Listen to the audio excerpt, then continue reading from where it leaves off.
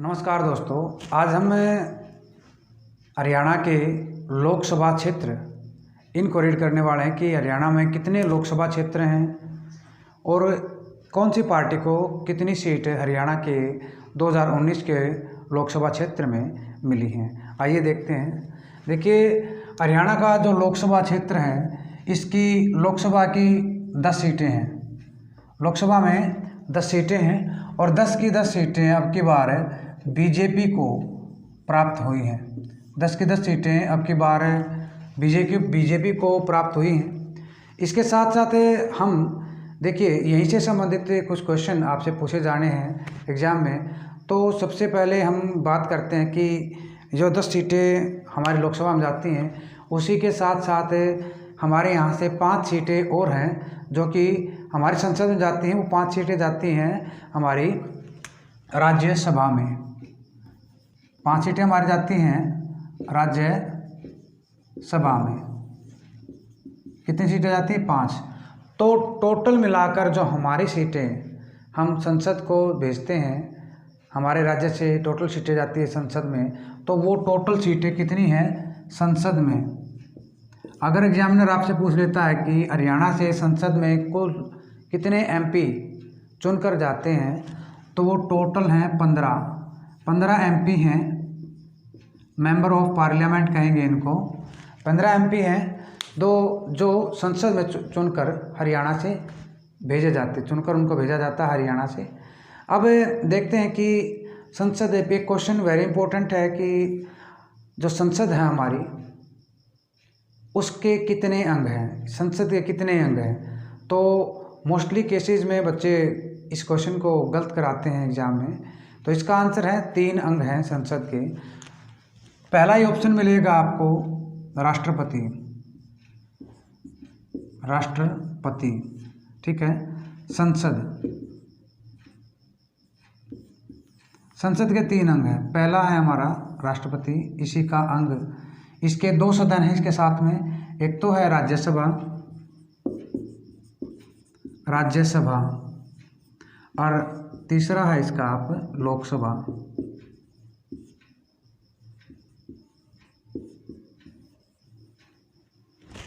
तो इन तीनों के मिलने से हमारी संसद का निर्माण होता है। राज्यसभा, लोकसभा तथा राष्ट्रपति, ये 3 मुख्य अंग हैं हमारी संसद के।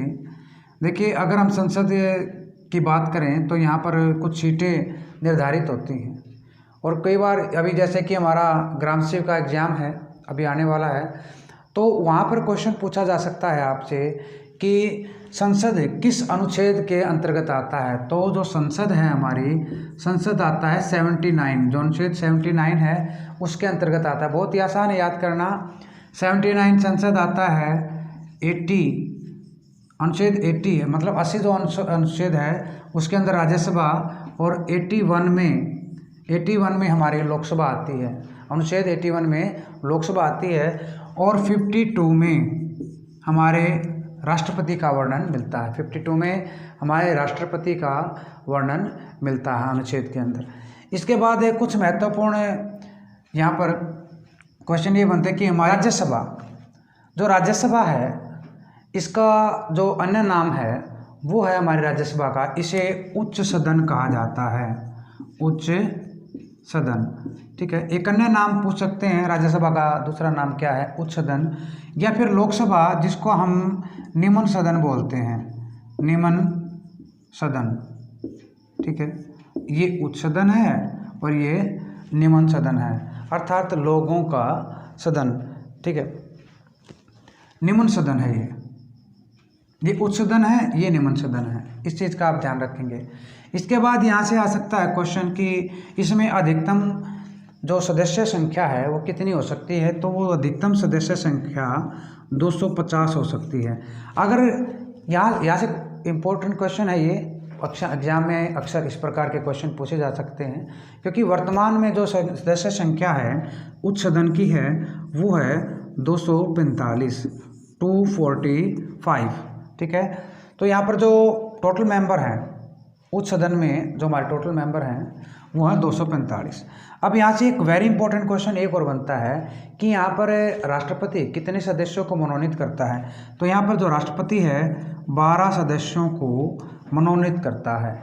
12 सदस्यों को जो विभिन्न संकायों से संबंधित होते हैं, जो सामाजिक कार्यों में होते हैं, चाहे वो खेल जगत हो, चाहे वो आपका सामाजिक क्षेत्र से संबंधित हो, जो राज्यों से सदस्य जाते हैं वो है हमारे 229।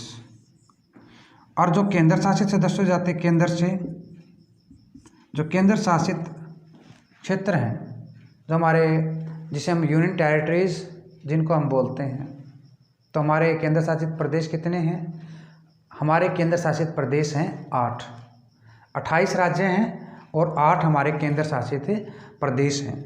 तो जो केंद्र शासित प्रदेश हैं, देखिए इस आंकड़े को सुधार लीजिए कि जो हमारे 28 राज्य तो आपको पता है, लेकिन जो आप केंद्र शासित प्रदेश 9 थे, अब वो 8 हो चुके हैं, क्योंकि जो दादर नगर हवेली है और दमन दीव है, उन दोनों को मिलाकर एक बना दिया गया है, दादर नगर हवेली दमन दीव, ठीक है। और उनकी राजधानी क्या है? दमन बनाई गई है, ठीक है। तो यहाँ पर 229 हैं, तो 229 में कितनी कमी रह जाती है? तो बाकी जितने रहेंगे वो हमारे केंद्र शासित प्रदेश में आ जाते हैं। तो 4 सदस्य हैं, एमपी हैं, वो हमारे केंद्र शासित प्रदेशों से आंकड़ा बदलाव आपको मिलेगा। क्यों मिलेगा? क्योंकि हमारे जो पहले एक राज्य था, आपको पता है, जम्मू कश्मीर, जिसके अंदर धारा 370 थी, उस 370 को हटा दिया गया है। तो अब वो एक राज्य नहीं रहा, वो केंद्र शासित प्रदेश हो गया है। तो उसके अंदर जो सीटें थी, उसकी 4 सीटें थी जो हमारी राज्यसभा में आती हैं। तो वो 4 सीटें अब यहाँ से निकलकर अब कहाँ पहुँच गई हैं? यहाँ। तो अब पूछ सकते हैं आपसे कि अब आपसे पूछा जा सकता है कि ये बताइए कि अब राज्यों से कितनी सीटें चुनकर, कितने मेंबर चुनकर हमारे उच्च सदन में पहुंचते हैं, राज्यसभा में पहुंचते हैं। तो राज्यों से 4 कम कर देना, अब यहाँ से 225 हो जाएंगे। 225 जो एमपी हैं वो राज्यों से चुनकर जाएंगे कहाँ? राज्यसभा में। और यहाँ पर आप 4 को प्लस कर देना, कितने हो गए? 8। जो 8 सदस्य हैं वो केंद्र शासित प्रदेशों से चुनकर जाएंगे अब कहाँ? राज्यसभा में। तो ये तो था राज्यसभा का स्ट्रक्चर। अभी हम चलते हैं लोकसभा की तरफ। देखिए लोकसभा को हम क्या कहते हैं? निम्न सदन इसको कहा जाता है। तो लोकसभा में अधिकतम सदस्यों की जो संख्या है वो 552 है, ठीक है, 552।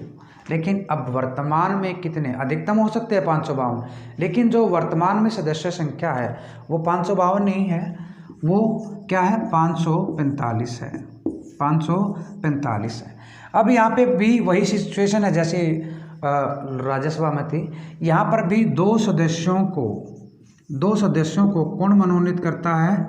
राष्ट्रपति मनोनीत करता है। ये सदस्य कौन होते हैं? ये होते हैं एंग्लो इंडियन। इन सदस्यों को बोला जाता है एंग्लो इंडियन सदस्य होते हैं। एंग्लो इंडियन वे सदस्य होते हैं जो क्या कहते हैं उनको? जो सदस्य यानी कि इनके जो पेरेंट्स होते हैं उनमें से एक माता या एक पिता, उनका माता पिता। देखिए दोबारा बताना चाहूँगा। देखिए जो एंग्लो इंडियन सदस्य होते हैं उनके माता या पिता में से कोई एक इंग्लैंड का रहने वाला हो, इंग्लैंड का निवासी हो, तो उन 2 सदस्यों को हमारे राष्ट्रपति यहाँ पर मनोनीत करते हैं। राज्यों से कितने सदस्य चुनकर जाते हैं, ठीक है। तो ये तो थे मनोनीत 2। अब राज्यों से कितने रह गए? तो राज्यों से रह गए 543 सदस्य हैं वो राज्यों से अब रह गए हैं, ठीक है, जो चुनकर जाते हैं। तो बात की जाएगी। अब यहाँ पर राज्यों से पूछा जाएगा कि राज्यों से कितने जाते हैं। तो 530 सदस्य राज्यों से गए हैं अभी 2019 के इलेक्शन में। और जो 513 सदस्य रह गए वो 13 सदस्य कहाँ से गए हैं? 13 सदस्य गए हैं हमारे केंद्र शासित प्रदेशों से चुनकर यहाँ से गए हैं। अब बात की जाएगी यहाँ पर कि राज्यों से अभी 2019 में इतने गए हैं, 2020 में कितने, 2019 में इतने गए हैं। तो 2024 में, जो कि 5 साल बाद इलेक्शन होगा, 2024 में जो इलेक्शन होगा वहाँ पर कितने सदस्य यहाँ से चुनकर जाएंगे? कि यहाँ पर भी थोड़ा सा आंकड़ों में चेंजिंग होगी 2024 के इलेक्शंस में, क्योंकि अब यहाँ पर जो आपका केंद्र शासित प्रदेश 2 बन गए हैं, जम्मू कश्मीर और लद्दाख, जो कि पहले एक राज्य होता था, उसमें 6 सदस्य होते थे। किसके? राज्यों से, एमपी के रूप में, जो कि लोकसभा में जाते थे। तो वो 6 सदस्य अब यहाँ से नहीं जाएंगे, अब यहाँ पे 6 आप माइनस कर देंगे और तो कितना हो जाएगा आपका 524। तो 524 सदस्य अब राज्यों से जाएंगे और इधर आप क्या कर देंगे, इसको प्लस कर देंगे, क्योंकि संख्या समान रह रही है। तो केंद्र शासित प्रदेशों से जाएंगे तो 19 सदस्य यहाँ पर आपके केंद्र शासित प्रदेशों से चुनकर अब जाएंगे। तो इस प्रकार से ये आंकड़ा था हमारा संसद का, जो कि बेहद ही इम्पोर्टेंट था। दोबारा रिवाइड करवाऊंगा कि 10 सदस्य हमारे लोकसभा में जाते हैं और 5 सदस्य हमारे राज्यसभा में जाते हैं, हरियाणा के चुनकर। ठीक है, अब इसके बाद हम बात करते हैं हरियाणा की लोकसभा। हरियाणा की जो लोकसभा है उसकी बात करते हैं कि 10 सीटें हैं, 10 की 10 सीटें बीजेपी को मिली हैं। तो उनमें कौन सी सीटें हैं वो जो बीजेपी को मिली हैं, जहां पर इलेक्शन होते हैं लोकसभा क्षेत्र के लिए? आइए, इसमें ऊपरी जो 2 सीटें हैं वो वेरी इंपॉर्टेंट हैं, क्योंकि ये आरक्षित क्षेत्र हैं। ठीक है, आरक्षित क्षेत्र हैं 2, इनमें दोनों सीटें वेरी इंपॉर्टेंट आपकी बनती हैं, दोनों आरक्षित क्षेत्र हैं।